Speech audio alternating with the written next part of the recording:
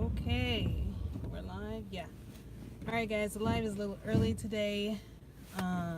My schedule's a little wonky today, but that's fine. I have this patient that I want to talk to you guys about. She is, let's say, 54 years old, and she has a smoking history. Let's say it's 30 years of smoking, right? 32 years, whatever you want.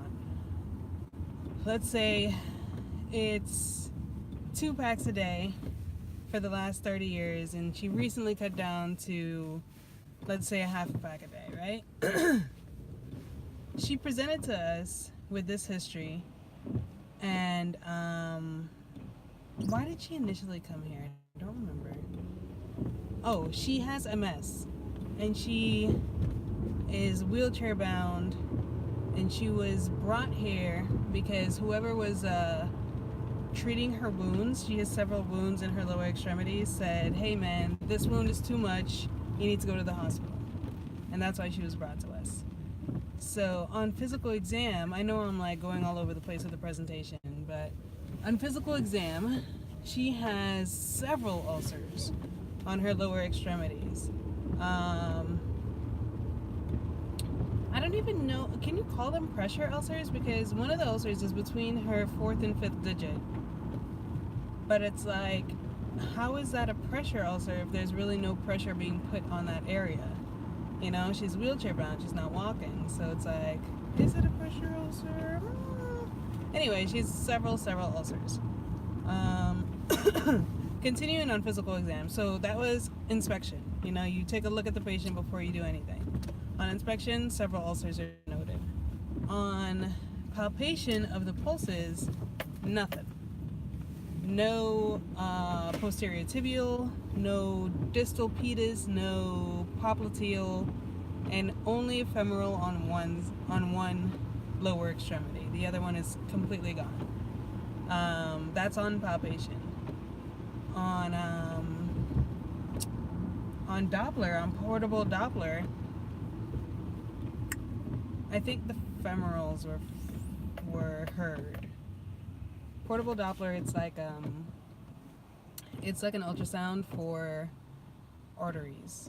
There's no image or anything, it's just sound. And if you put it over the artery you're listening to, you'll hear the pulsing of the blood through the vessel. So there's options. They can attempt to revascularize this woman's legs, meaning they would go in to the vessels and put a stent in, which is basically, it's like a physical dilator is the best way I think I can describe it, because all of the trash from the cigarettes have just clogged up all her arteries. So the purpose of the stent would be to dilate these arteries to allow blood to flow through to get to the lower extremities. The thought process is that these ulcers arose because of insufficient blood supply and are not healing because of insufficient blood supply. So that's one option, the stenting. The other option is just amputation. She's not ambulating anyway. Ambulating means walking. She's wheelchair bound. She technically doesn't need her legs, you know what I mean? She's not doing anything with them. She just sits. So the option is to cut off the legs above the knee. So it's called AKA above knee amputation. All of these things have abbreviations. BKA is below knee amputation,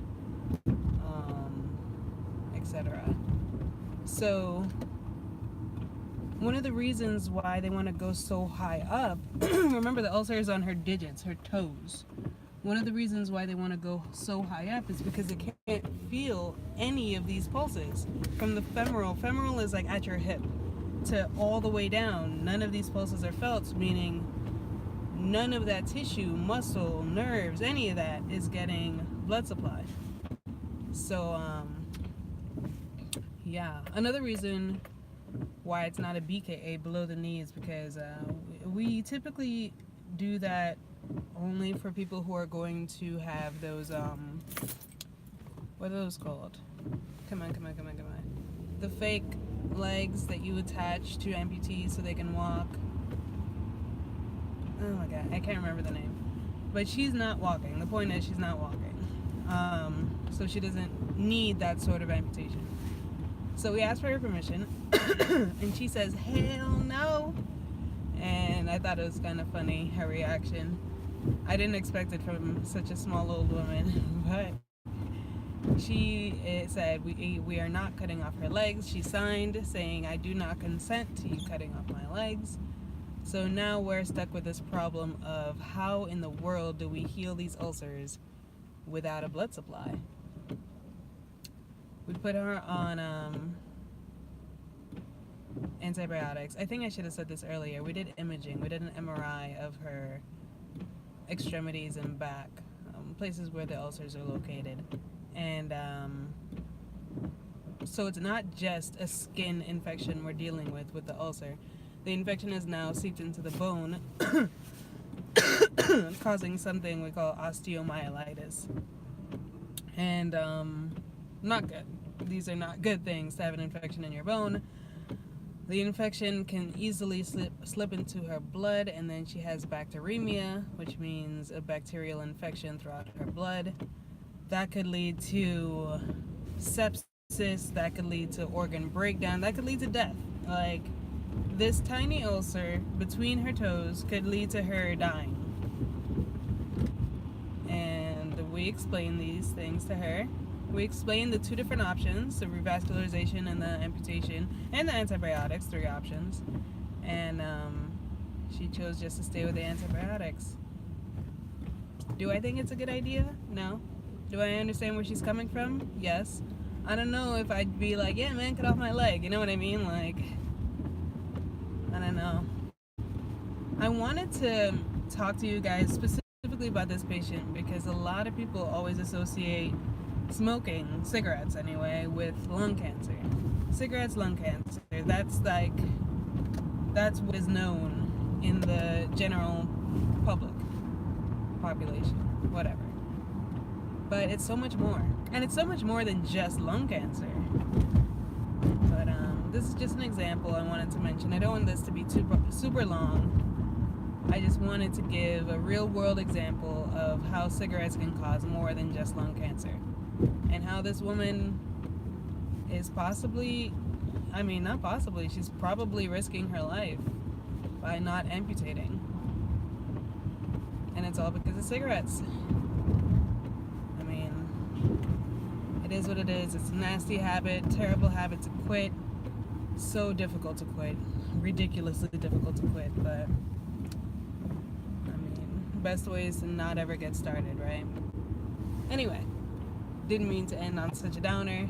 Just an example.